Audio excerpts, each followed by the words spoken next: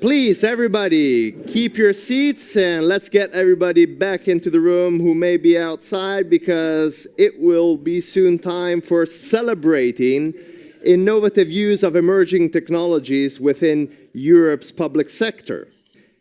The Public Sector Tech Watch 2024 awards are soon to be assigned, followed then by a panel discussion with the winners.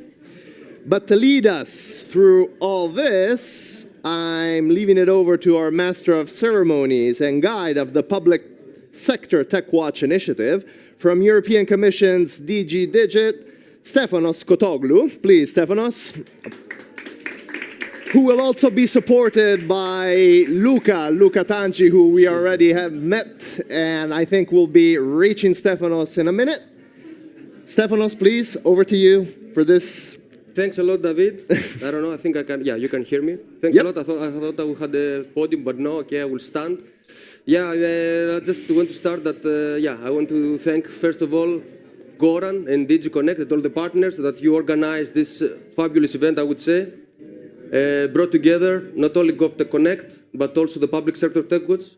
So what we discussed this day, it was just bringing together SMEs, startups, and private sector to mingle with the public sector. So this is actually our goal. And many thanks to all the organizers and DG Connect. So I just want to say that I'm pretty happy to see, or at least I saw many familiar and friends, the familiar faces and friends, because I think we are decreasing. We are a bit late, and I will try to be also to speed up. I know that we are the only ones, maybe the big, let's say, bunch of time before the network drinking. So I will be fast and I will be quick with my presentation. But I'm happy, as I said, to see familiar faces. I'm happy that, I don't know, the weather is nice since the day, I mean, since 8 o'clock we have the sun. And I hope that this will continue, this positive motivation will continue. I will just, if we can, sorry, it's here. Thanks a lot. All right, what is the best case award ceremony? Just not to be confused with the jury results that they will follow up. So what we will do here, we will announce the winners of the public sector tech goods, which is a collection of use cases. We had submissions throughout the year, so we finalized the winners. And after this, we will move on to the winners of the GovTech Connect. So, of course, you saw this picture lots of times this day. And if I recall, Gianluca Misulaka mentioned that this is the dark side of, the Star Wars universe. And I would like maybe to make a parallelization saying, okay, maybe the GovTech Connect is the dark side, and then you have the public sector tech goods. So let's say is the bright side, and we are trying to find the balance in this universe, in this ecosystem, and this is what we will do from now on, and I will talk about this very briefly again. As I mentioned, yes, so we are saving some time in a while. Just to also be quick, as I said, who doesn't know what is the public sector tech goods? No, come on. You know for sure. So everyone, you don't know. You don't know what is, so it's only one, good. So the public sector tech goods is a collection of use cases. It's an exercise that we started, actually the JRC started since some years, and we continued by collecting more than 1,600 use cases on AI, blockchain, virtual worlds, AR, VR, etc., emerging technologies. So what we do there is we bring together the public sector actors. We support them, we discuss with them, we have also the awards, and also make visible and available all these use cases, and also we invite them to share their use cases through our self-reporting tool. So public sector agencies and actors, feel free, if you don't know the initiative, to join us and share your experiences. As I said, it's a part of the public sector, and here I will be very brief. It's the slide that I will talk more, actually, because it's the least populated. So our plan for the future is to bring together both worlds, the GovTech Connect, the SMEs, startups, and the private sector, and the public sector tech goods, the public sector, in one community. So this plan of Gianluca that he presented, I think the draft plan for 2035, I think it was the community of GovTech. This is the first step, I think, towards this, to have a community of GovTech solutions. So we bring together all these actors in one community. So I don't want to spend more time, and I just finish with this. I will call Luca on the stage. And as I said, it's like one community for the future. And yeah, I will take again the floor in a while for the awards. This is you. Thank you. Okay. So given that all of you know already the Public Sector Tech Watch, I guess that all of you have read our recent report that is outside. True. How many of you pick up the paper-based report that was outside? If you didn't do that, I think there are more copies. They're for free. You can take it. We don't charge. Well, basically, one of the main things, one of the main data sources that we have under Public Sector Tech Watch is this collection of use cases. We started this collection so many years ago. It was under AI Watch. We started with 200 use cases around Europe on AI. And at that time was like, wow, 200 cases exists on AI. It was 2020. Now we have 1,600 cases on AI collected in our database under Public Sector Tech Watch. And not only that, but the data, you can download the database. The database is freely available, you can download it, and the data are collected. We have the source of information for each data, and we have an analysis of each use case. So it's a very huge work done by us together with Digit, together with our colleagues from Intellera, there was, and our contractors. It's a very huge work, and I think it's a very valuable source of information around Europe to know a bit what is happening around Europe. Because of course the question is always that one. No? So everyone is talking about AI, everyone is talking about, okay, this is missing, this we have, this is a challenge. But sometimes, I don't know, I feel missing a bit of concreteness. What is happening? Why they're using AI public administration? For doing what? And that is why we started with this case collection a few years ago, and we are continuing till now. In November 2024, again, now, another report has been published, so I'm here presenting reports today, in which we analyze the more recent database that is in our collection under Public Sector Tech Watch. So in this report, we analyzed 1,617 use cases, not only on AI, because we call the Observatory Public Sector Tech Watch. So the idea is not only focus on AI, everyone now is talking about AI, and of course, most of the cases we have now are on AI. You can read on the slides, but emerging technologies is not only that. No, we explore the use of blockchain, and we are starting now, and this is a novelty of this report, to introduce also new technologies that are coming. This morning in the keynote speech, they were talking about quantum computing. We identified 4 cases of quantum computing around Europe: virtual worlds, augmented reality, virtual reality, and so on and so forth. So I won't go into details because most of you have the report at hand, so you can read the details yourself. And I hope we brought it clear enough that is self-explainable even without my presentation. But we analyzed all these cases. So you can see here, interesting to read that we have many cases that are already implemented, especially on AI. This is a deep dive into the AI cases. So 40% of our cases, at least from the information we have, are already implemented. Of course, there are many pilots. There are many public administration let's say experimenting or exploring the use of AI. But we also don't want to consider AI as a black box. No, AI is a series of different technologies. So we also try to analyze, okay, which AI technology they're using. And you see here, and this is also a novelty of this report, it wasn't there before, we start having cases of generative AI in the public sector. I think this is also very interesting because we are observing public administration start also exploring the use of generative AI or the application of generative AI solutions. Same analysis for blockchain cases. You can see here, blockchain is a different technology, different characteristics, probably a bit more complex probably to get implemented. So most of the cases we have are actually still in the pilot phase, but we will have also today some people telling us about some blockchain cases happening in the public sector. And of course, like every GRC report, every commission report, and with some recommendations for policies, here they are all written. Again, I don't go through them, but well, it's very interesting to see, for example, how to share the knowledge, which are the mechanisms for knowledge sharing, what is happening with the new technologies. Like, I was telling in 2020, we found some cases on AI and there was super new. Now we are finding cases on generative AI, virtual worlds, quantum computing. This is also super new.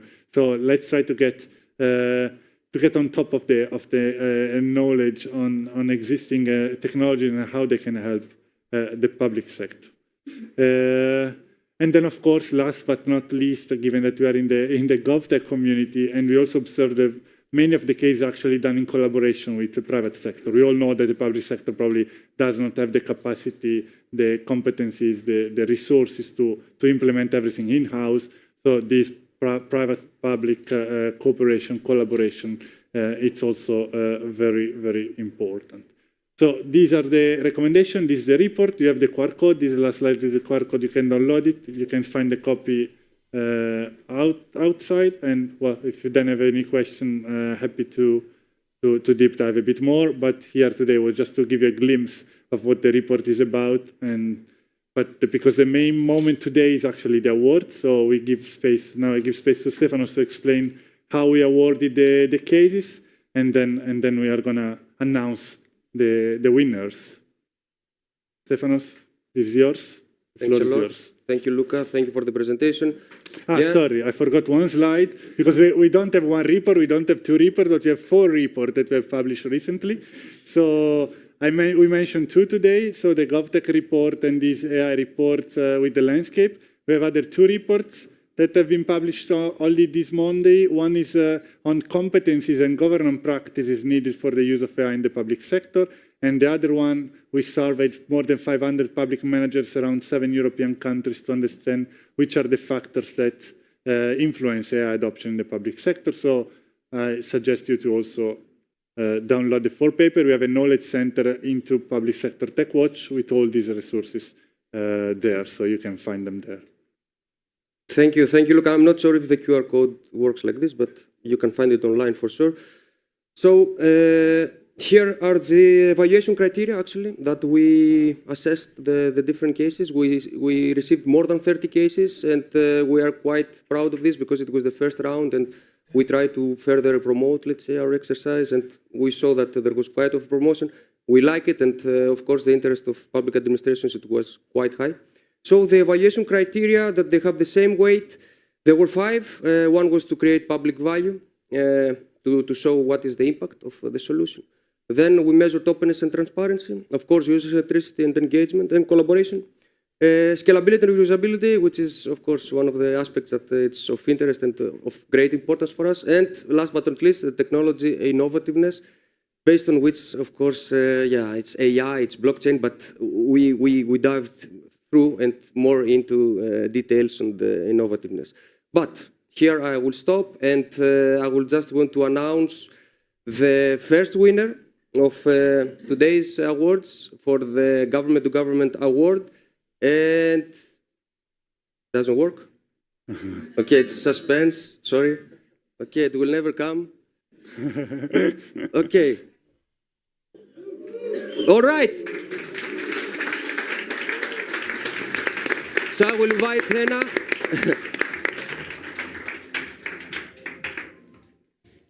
Congratulations. Thank you. Please come on stage. And the floor is yours to present your solution. And we're happy to have you here. Congratulations once again. Thank you so much. It didn't work for me, but give it a try.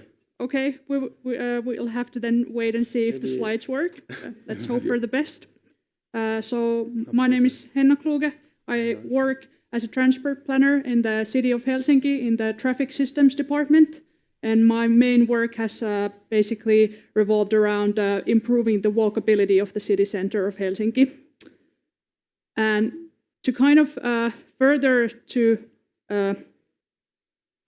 accelerate the process, we have used pilots, so temporary summer street solutions to kind of build trust among stakeholders. So then participatory design is a key objective when designing these solutions together with Helsinkians, be it then business owners or the citizens of Helsinki. So the key objective is that the users of the street feel that it's a more pleasant place to stay, and then furthermore that when the near surroundings of people improve, they feel that Helsinki is a great place to reside, and it's a more lucrative place to start your business in, for example. And also then when you have more people spending time in the streets, we've received feedback from the business owners as well that it creates more revenue when you have more wallets in the urban space. And then also it helps us to reduce the transport emissions as Helsinki has invested a lot in emission cuts in energy. We are now moving close to net zero in that sector, so traffic still remains the biggest emitter. And then also it helps us to accelerate the parking policy in the city center, where we want to centralize parking into underground facilities instead of them taking the curbside of the valuable street space in the city center. So then we contacted Damiano Cerrone and Urbanist AI. It's a wonderful startup company, resides in Helsinki, and because the citizens usually, when you ask them what you want to see in the urban space, they're not necessarily equipped with all of the tools or just write to the post-it that I want greenery or I want a bench. But then you also get that educative aspect when you have actually an image that it generates. So what the Urbanist AI does is that you can prompt to the AI software that what you would want to see in the street. You can use multiple words, and then the citizens can also see whether they like what the AI came up with. So then here you have a couple of images that the artists or the citizens of Helsinki then generated. So we had a citizen board of about 20 people here, and then they were a representative of Helsinkians by age group, gender, where they live in what neighborhood, and so on. So these are the AI-generated images, and here is the solutions that were then made into the summer street. And we felt that using the AI solution, we were better able to actually get the solutions what the citizens wanted to have there that necessarily wouldn't have come up with without the AI solution to actually visualize what they want. And this solution here, it's near the city center of Helsinki. It has a dancing stage. It has a greenery that the citizens specifically asked for, and it has been quite popular with children and families. And also the swings were something that they really wanted to see. And and then also the terrace and the playground for children has been popular with the parents as well, where they can also go and enjoy the restaurant and then simultaneously play with their children in the square. And this specific solution is now being planned into a permanent solution, so it has been scaling from the temporary summer street into a permanent urban space solution. And then when it comes to the Urbanist AI software, we see also opportunities of using it also in planning our permanent solutions and not just the temporary ones, such as the summer streets, like to produce options for people on what the streets could look like in the future. So this is to conclude some of the feedback, that it used to be such an empty space before, but now together through the participatory process, it has turned this basically an empty intersection area to a people space where they want to spend time in. So thank you.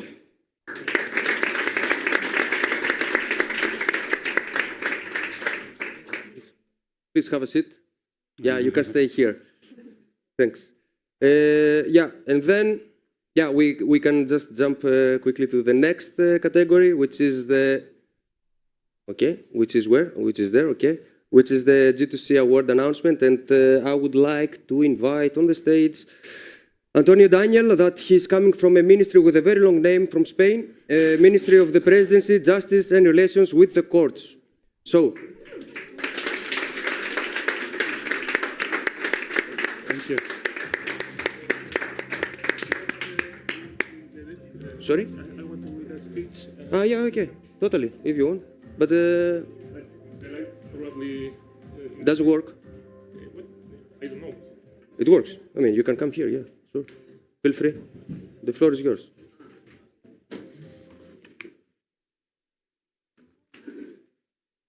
Is it working? No. It will. Hi.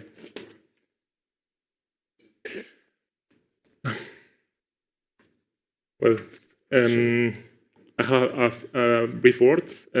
Thank you very much for the G2C Government to Citizen category award for the project Bringing Justice Closer. Thank you.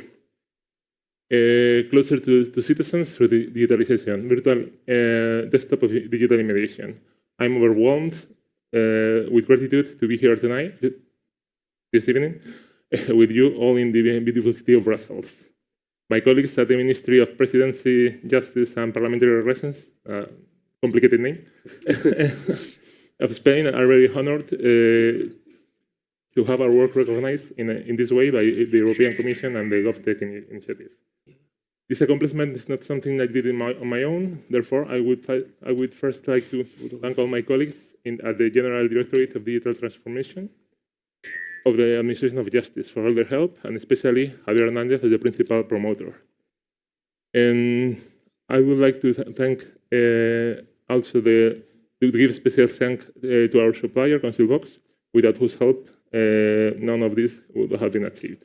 Last but not least, thank you to the European Commission and the organizers of the PSTW Best Cases Award for the recognition of our project. It's a privilege to have won in a category competing against such outstanding European projects.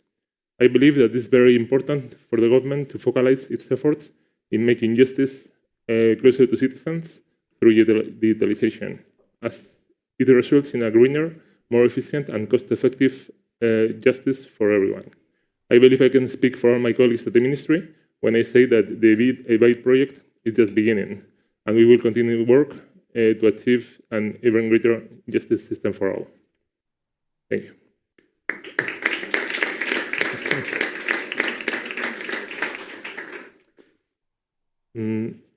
I'm going to present now the... Please, go ahead. Okay, thank you. I will pass this quick. This is the legal framework of our solution. The thing is, we needed a new system during the COVID lockdown. We desperately needed a new system that could quickly provide us with a secure and certified video conferencing system.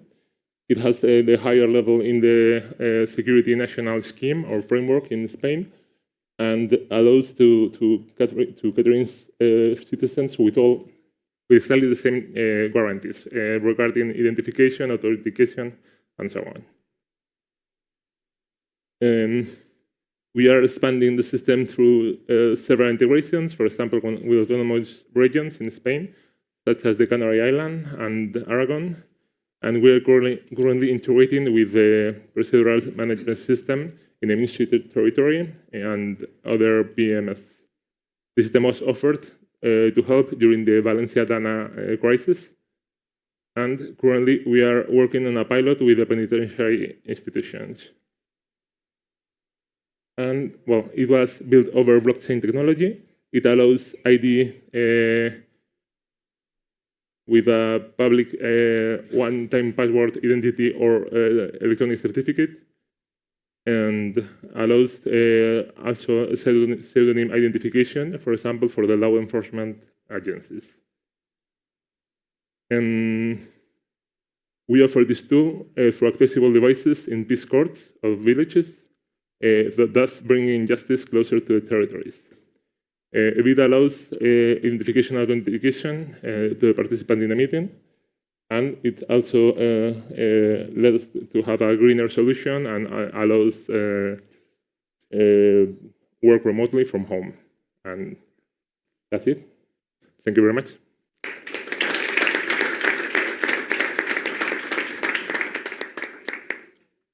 Thank you very much. So these are the two winners of the first edition of the Best Case Award of the Public Sector Tech Watch. So maybe another round of applause for the two winners.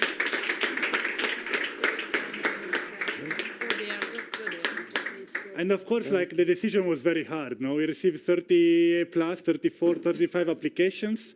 It was very hard to select in two. We did, but we also realized that this wouldn't give justice to all the very nice, very important, and very relevant application that we received. That's why we decided also to give 4 special mentions to 4 cases from which we were very impressed for different reasons. And so we don't have only the 2 winners, but we have other 4 winners tonight that are the 2 winners for 2 cases, one government to citizen, one government to government cases that we were impressed. As impressed as almost the winners, but we had to take a decision at some point. One case that we mentioned for the interoperability approach they had, and the last one that we mentioned for this what we call most holistic innovation, so an approach that goes horizontally towards the entire organization. So let me announce these other 4 winners for this first edition of the Public Sector Tech Watch. So the first mention for the government to citizen category goes to the Xunta de Galicia, Conselleria de Empleo, Comercio y Emigración in Spain. The representative here is José Vázquez González, that I invite to come on stage.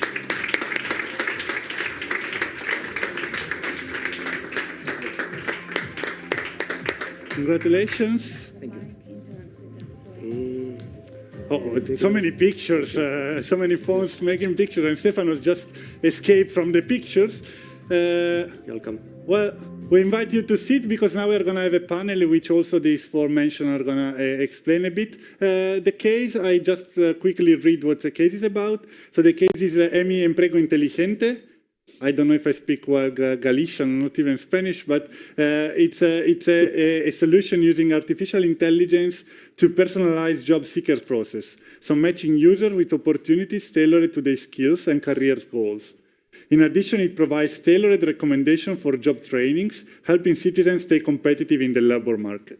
So we are talking about talent since this morning. Well, this is a great solution to improve and create talents around Spain and hopefully around Europe at some point. So congratulations again to Jose and the organization. Second mention for government to government category goes to a case we know very well, that is the case of the Italian Social Security and Welfare Administration, INPS. Here we have Emanuele Collini taking the prize for INPS, but we know there are many people from INPS here. So thank you, Emanuele. Thank you for being with us.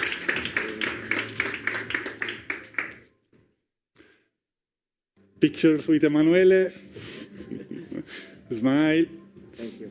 Thank you, Emanuele. Thank you for being with us. Then we do the picture also with the 2 winners because they are the only one we didn't make a picture with. But, well, one of the cases we have, because we know in INPS they do a lot of things, also a lot of investment with emerging technologies. The case we are awarding today is the case of using AI to streamline the sorting of certified emails. That's a very impressive case.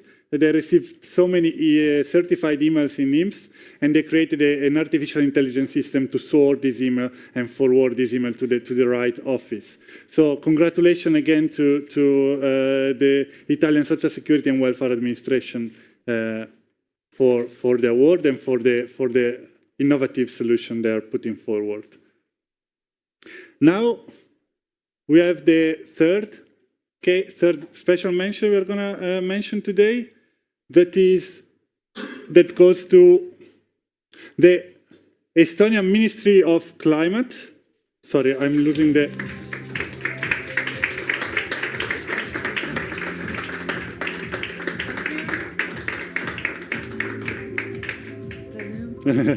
Here. Okay. That's a video. Thank you. Thank you.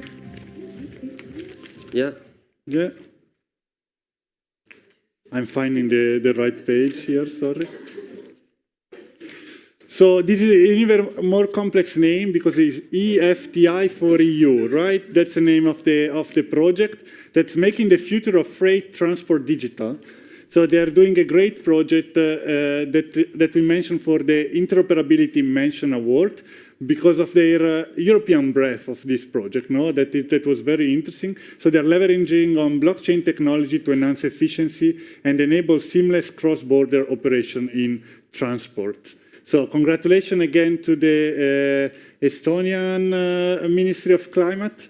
And last but not least, a person that we already know, that is already seated here, but that we wanted to award again because we did a blind award, no, reading the case, not looking at the organization, and we realized that the Ministry of the Presidency, Justice and Relation with the Courts in Spain, and Antonio is already on stage, they submitted more than one case, because you can submit more than one case, and you can even get more than one award if you submit more than one case. So congratulations again for the Ministry.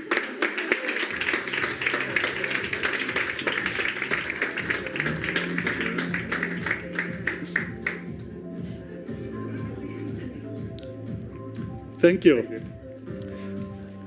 Because they don't only do a great blockchain project around Galicia and beyond, as they explained, but they also do an amazing job in digitalizing horizontally the entire organization. So we were really impressed by reading how many things you are doing through robot process automation and in order to digitalize in a very holistic and horizontal way the administration. So congratulations again for your innovativeness level.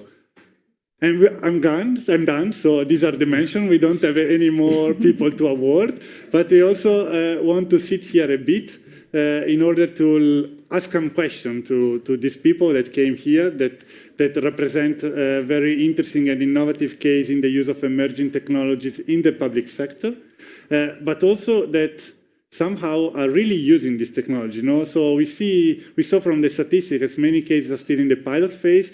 Moving beyond the pilot phase is very complex, but is where probably then you get the most impact out of your solution. So it's very interesting to hear from them and to listen a bit and to learn from their experience. So I'm going to sit here because I am also moderating this panel.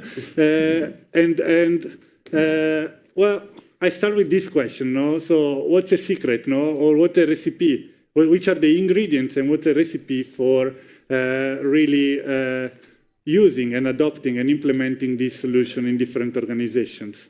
So maybe I start with the two main winners, and then I go to the special mention. So let's start with, maybe I move also the slides. Okay. So let's start with Henna. Well, in Helsinki, you're doing something great. You're using generative AI. That is already something very innovative. We have only the 2% of our cases that use generative AI. But we are also collaborating with a GovTech company, to develop this solution. So how did you implement it? Which are the ingredients? What is the recipe for having this solution really working in your city? Yeah, well, I think in our case it was that we already had kind of decided on using this like experimentation, like pilot culture and experiment as part of our organization. So this was also about kind of using a pilot on pilot. So it kind of maybe made us less fearless of using something that we're not used to working with. So it was kind of like a gateway to move to a maybe quite a like traditional organization as a public administration usually is. So the traditional way at the city is usually that you will just hold an open event and anyone can come, and it's usually like a bunch of over 60-year-olds, no children, no disabled people, And now when we had the board and we gave the tools to the board to actually illustrate what they want, we were able to be much more inclusive and also build acceptability to the case involved. So a pilot of pilots, that's very interesting. No, you do a pilot before the pilot, at least to get used and to learn how to use these new technologies. That's also very interesting. And interesting to hear also that with this new technology also open a bit the accessibility. No, so with generative AI, you're probably more accessible also maybe to people that won't use. Well, they're not technological advanced, maybe. No, they're not literate. Well, I'm going to ask the same question to Antonio. What was the secret in your project? Okay. One of the main secrets would be obviously to have the political impulse to grasp these opportunities. For example, the Divide project was built over the crisis of the COVID lockdown and COVID crisis, and in this way we needed a quick solution to keep going with the court judges and like that. And in this way we look up for a startup company that has already a video conferencing system, and we asked them to build over it the whole identification and legal certainty that is needed for this system in the Ministry of Justice. And in this way, we could perform this project in the end. Okay. And with the RPA was kind of the same. I don't know if you're asking for this project. Same. Just tell us. The RPA, we want to we focus on the repetitive judicial and administrative procedures we were having, and we try to offer a quick way to solve them and to summarize the impulse and grasp the opportunities. Yeah. Thank you. Maybe for moving forward, a follow-up question to the two of you. How is working with a startup? No, you both are working with a startup from a public administration perspective. So, how does it work? Is it successful? Which are the challenges? How to work with a startup? How also your experience there? Please. Well, yeah. Oh, you can. Of course, there's the problem of procurement that came up earlier. So the city has very specific guidelines on the amount of euros that you can use. But then, if you have a very unique solution that no one else has, so then the city can be a little bit more flexible in terms of money, but then still maybe using something that is small enough so that you don't have to do a procurement offerings of and using a long period of time to do that. So I think that enables startups to also access the city as a client. And I agree with you. I was considering I should answer first because I was going to say the same you are saying. The procurement is obviously a challenge because, for example, for a proof of concept, you can perform a minor contract, but if you want to expand this solution, you have to treat lightly because. In this way, you want a startup usually doesn't have a big background to support the needs you have. In this way, you have to have a fluid communication with them and also try to help them as much as you can. Thank you. So let's go to Jose. Well, that's a great platform, no? The one you set up. So what was the main success factor for really implementing this platform? Well, I think that there was the team of the public corporation administration that wanted to modernize the public employment service, and we did a big effort to do it. What the most important thing? The most because important, we don't have people, no, like we startups. said We don't before. have we didn't have startups. Did you It's develop it a internally, or- 100% public initiative. Okay. How did you develop the platform? Like internally or with the support? Yes, we were working inside. Okay. Then we contact with a big company to do the tool. Okay, okay. Thank you. That's also interesting, no? Because, well, sometimes it's startups, sometimes big company. It really probably depends on Telefonica was. Telefonica. In our case. It really depends on the needs and on the solution existing on the market. So let's move to Eva. Again, tell us the secret for the implementation of your solution. I think the secret is the need. Our solution is transport document digitalization, and at the moment you can't even believe it, but 99% of goods that moving are piled with papers. And this is not because the companies don't want to be digital, but it's because controlling agencies in member states are requiring paper. And that's why the poor drivers carry on the goods and also the piles of paper. And we knew this problem already in 2019 when Accelerate Estonia, which is a great initiative in Estonia, asked startups to propose to the governments the problems that needs to be solved in their view.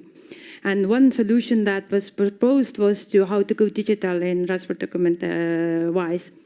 And also at the same time, European Commission were drafting electronic freight transport information regulation that is putting obligation to member states to go to be able to accept the digital documents. But this system doesn't exist.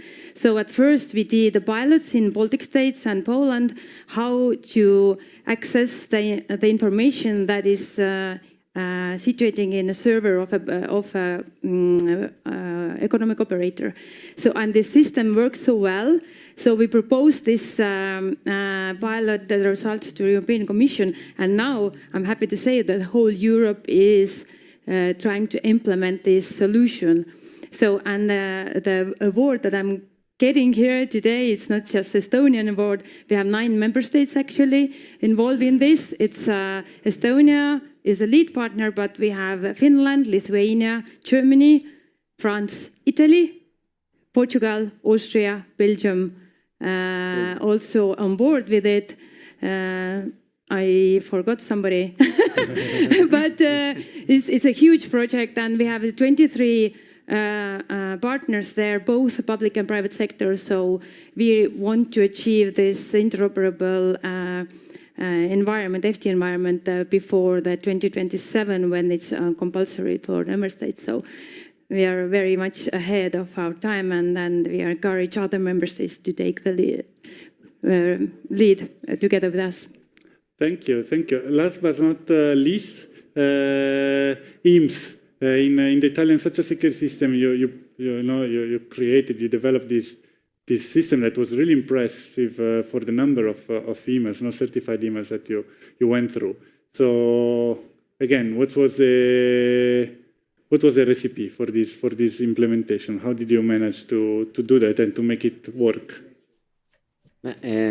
For sure, the people with the mindset, the right mindset, is the secret, is the key value for such an important implementation, and also having the focus on providing value for our users, and not just using technology because it's cool, it's sexy, but using technology for providing an added value for our internal operator in this case, but indirectly to our end user, because we are providing a more efficient service to our citizen.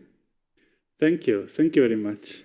Thank you also for all remaining, staying on time. That's very important because we are already a bit late. But I have another question for you that is more related to the impact of your work, but also like the scalability. So because No, we are part of a European ecosystem, and we just talked the entire day of making things European or scaling them up. We are talking about a GovTech platform, GovTech as a platform, no, as the final goal or the reach. So the idea to really make the solution working also cross-border. We also the Interoperable Europe Act push for the cross-border European view of this solution, and also under Public Sector Tech Watch, we really push towards having the solution shown not only to maybe the people in your country, but also to everyone, so people maybe can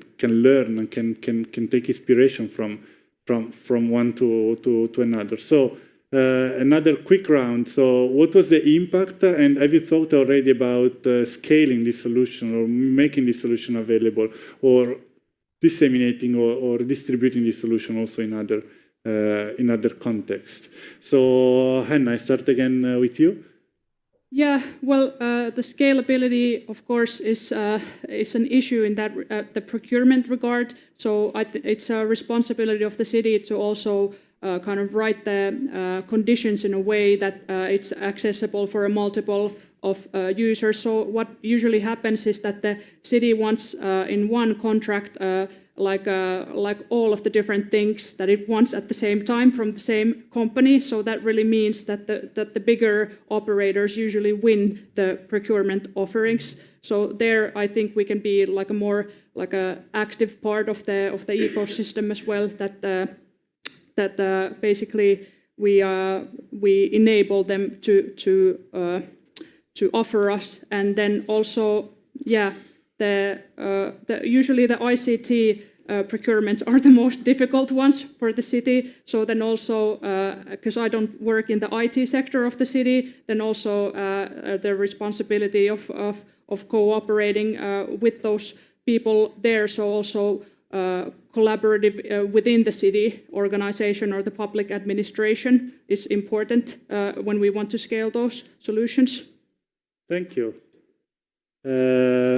Again, you show, in the map, showing how actually your solution has been already scaled a bit, but maybe can even grow more. I don't know. What's your impression? The thing is, one of the main challenges to focus would be on cooperation and governance. For example, as you said, in Spain we have an almost federal system in which the autonomous regions or communities have to have their own systems. We have to coordinate with and interoperability with. And in this way, if we want to move over across borders, we should have a central body to communicate, or central or federalized body to establish the common language, technical language, and the next steps you have to do to enable this integration. Okay, thank you. Jose, have you ever? Yeah, as you said, EMI is a tool that combines data analytics and artificial intelligence for the skill screening of job seekers. At the moment, we have worked with 70,000 people in Galicia. So we are talking to other Spanish regions, as he said. I think that it's possible to use this tool in other regions in Europe. I think that the scalability is clear. The rest to modernize the public employment services in general, not only in Galicia. Definitely. So let's make a promotion. So if you're interested about the tool, just contact him, and he'll give you all the information. It's a very good tool, and it's very good for the people that is seeking for a job. Yeah. And also, let me just take this opportunity to say that all these stories that we are telling today, they're also in the Public Sector Tech Watch under a section called Stories, when you can really read, deep dive into the stories, read the additional material that is there. So if you want to know more, and then we are very happy also to make the bridge if there is someone interested in some solution, even for reusing or for learning from the experience. That's also part of our mission under the concept of Public Sector Tech Watch. after, this promotion, I go back to Eva. Yes. We have thought about it just from the beginning. So our solution is, the reference model is open sourced. So it's very, very much, everybody can start to use it also and make adjustments as they're needed in their country, because every country should have something. That's why the interoperability comes when the documents needs to be reached from every country.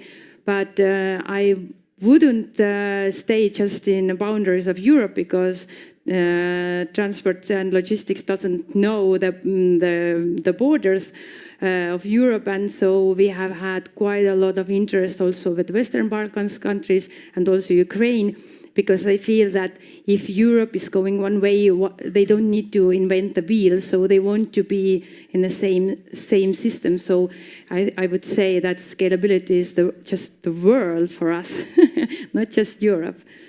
Thank you. That's also a worldwide breadth. That's also interesting to hear, no? Emanuele. Yes, we are working. This project started in 2021, and during these years we are working, expanding the target. So not only territorial email, but also legal. So we are specializing in legal. We are specializing also in medical topics, but also applying the same mechanism of analysis, classification, and dispatching to the customer care cases. So we analyze the cases and we dispatch to the second level when the AI identify that the first level is not able to reply. So we are saving a lot of efforts in our customer care, and also in this case we provide a faster response to our end users. Okay, thank you very much. So I have the last question for you. I ask you to be brief, but we are talking about emerging technologies, no? So we are talking about the use of AI, the use of blockchain, and you also said at the beginning, well, we don't have to use this technology for the sake of using the technology, because maybe they are sexy, because maybe everyone is talking about it, because maybe we have the pressure to use this, but you have to use this technology when they really serve the purpose, no? So my last question, and maybe curiosity, why you decided to go through such a complex adoption of emerging technologies, AI and blockchain? Why this technology? What's the difference of using this technology compared with standard technology, and why you selected this one? Well, let's follow the same round, so I don't change, so please. Well, maybe the starting point at this case was that there was no technology like used there at all. So that was the kind of first that was what we were able to use. And yeah, well, as I already said, that without it, the citizens not all of them know how to draw or use a computer program to generate a 3D model of their ideas of the city. So it kind of made the citizens also as the planners. So that's also the added value of the technology. Thank you. Please, on you. Same question. Well, in my case, to balance the answers, I will speak now about the RPA initiatives. The thing is, there were no other technology before. For example, the national decongestion procedure was done by hand by the public servants. And we have a huge quantity of procedures with unresolved. By using RPA, as I mentioned yesterday, we made up to date 3.5 million of procedures with only 4 automated processes. And in this way, we have saved over 300,000 working hours for our public servants. So I think it was the right choice. It's interesting to hear, no, that maybe we usually think about, I don't know, from paper to standard technologies to emerging technologies, but maybe no, in these two cases the jump is probably even higher, but probably there was something that wasn't possible to be done digitally with normal standard technology, and the artificial intelligence blockchain allow to make this paperless or allow a new service that wasn't possible, and still is not possible using standard technologies. Jose? I think the important is the potential of the AI for our job, no? To improve our job. For instance, to provide recommendations of job search based on statistical data. We can help our people, the employment counselors, to make decisions. For me, things important, no? That we can make predictions, what it's going to do, or how it's going to have the evolution our market of laboral market, no? I think that is very important to use the AI, to get in this way. Yeah. Thank you. Please. Yeah, my turn. In Estonia, we have an X road, probably you know. So it's very important that the solution needs to fit into this environment. So, which makes a little bit our life easier because we have quite a lot of already existing there. But to build on top of that, it's you have to select the solution. So our very first pilots we were using blockchain. But now the reference model, we are looking, because we have so many different member states taking part of this project. So it doesn't have to be blockchain, but has to be fully well standardized. And as a regulation comes from the European Commission, then there are certain rules that it has to obey. So we are more seeking that it's a technology neutral solution, and every country can choose which one they feel that is the best solution for them. Interesting. Yes. Interesting. Manuel? As I said before, it's not a matter of technology.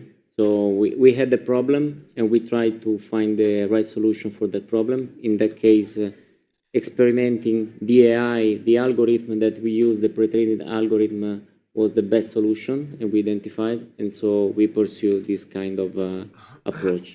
Thank you. Let me close maybe with one last very quick question. I know everyone in the room is now jealous because you won a prize and they didn't. Maybe they didn't apply and next year they will apply. But in one sentence, what would be your recommendation for another administration that want to start a project like the one you started? So what do you recommend in one sentence? Well, first, kind of like recognize what is the environment that you're working in and what is the true problem that you're seeking answers to. So in our case, that was that in participation, not everyone gets to participate, and there's a very limited group of people who do. So that was the problem. So identify the problem and then start small. As I said, that you don't have to like reinvent the entire city's system, or you can just start with one project. To me, it's I'm not saying, but I would think this could be think outside of the box. For example, if you have a common problem and you apply the same old solutions, you're not going to improve as much as if you try something new, something someone could mention, and that. Thank you. I would say that as public administration, we have to use all the innovations to have a better future for our citizens. Thank you. I would say test before you invest.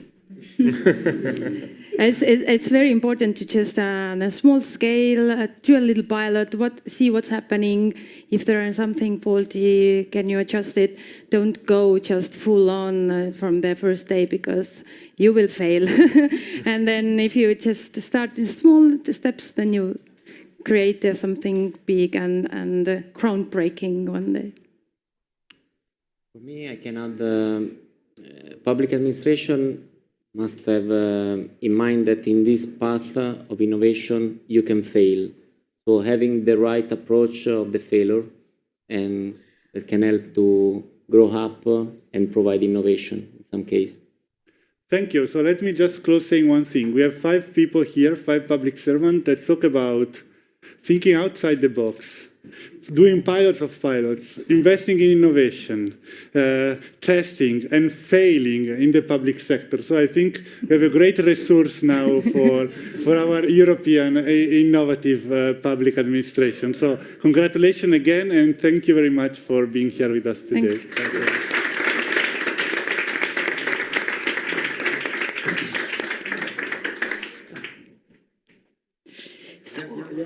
Stay here. Picture. A picture time. with Time. awards. With the awards. Yes. Ready.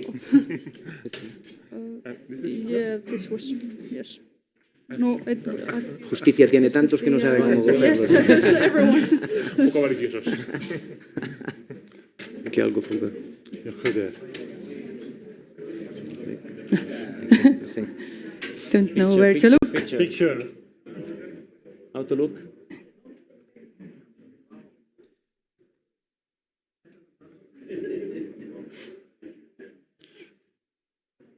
More pictures. I think we can share, yeah. Thank you. Congratulations. Take it. And yeah, I know we are closing. Normally in the schedule we have 4 more minutes, but I will be very brief on this. You can take your seats Okay. again. Just to close and say that, yeah, as I mentioned before, yeah, okay, I don't know if I need this. Okay. As I mentioned before, we will have the common community, the GovTech Connect and public sector tech goods, but also there is one more ingredient in this ecosystem that we have. One more out of many that I want to highlight is the GovTech for All Incubator, which is a funding program that we run, and we bring together digital agencies and SMEs and startups to run pilots on innovation. And one last thing, I just want to tell you that you have to stay tuned. Also, the next 2 years, we will have the awards again. So I invite you that you submit your cases, you have a look at our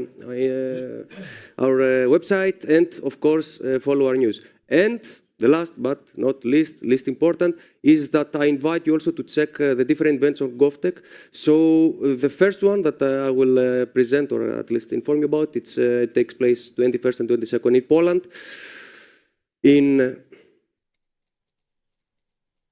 Rzeszów, I don't know if you have, okay, Rzeszów, okay, thank you very much. It's the first one. Then we have also a GovTech Forum that comes in Milan in March. And also again in May, we have a GovTech event in Madrid. So all these events, I'm not sure if they are totally online, but you can check for them. So thanks a lot. And once again, congratulations to all the winners.